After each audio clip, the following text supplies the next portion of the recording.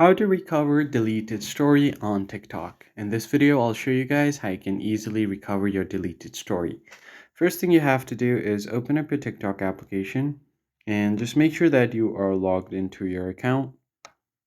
Once you are logged in, all you have to do is go to your profile icon at the bottom right corner and find your story. So if you just go ahead and tap on your story, it will open up and you'll be able to see here.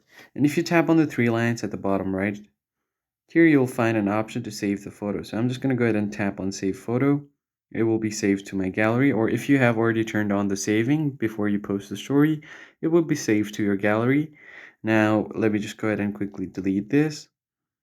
Once you delete your story, if you have saved it to your phone's camera roll, you can find it on your gallery. So let me just quickly open up my gallery to show you guys. Here you go. So here is the picture that's from my story that I've just saved.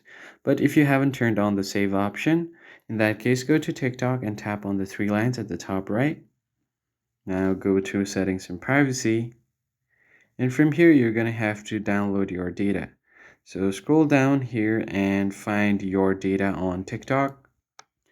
For that, go ahead and tap on your account section. And right here, you have an option to download your data.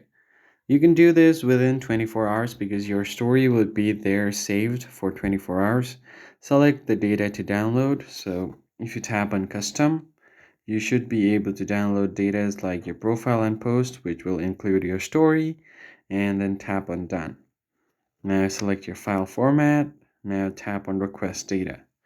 Now, once the data has been requested, if the data processing is complete, you will be able to see the download button here instead of cancel, and there you can find your story on your TikTok account. If you found this tutorial helpful, don't forget to leave a like down below and subscribe. I'll see you guys on the next one.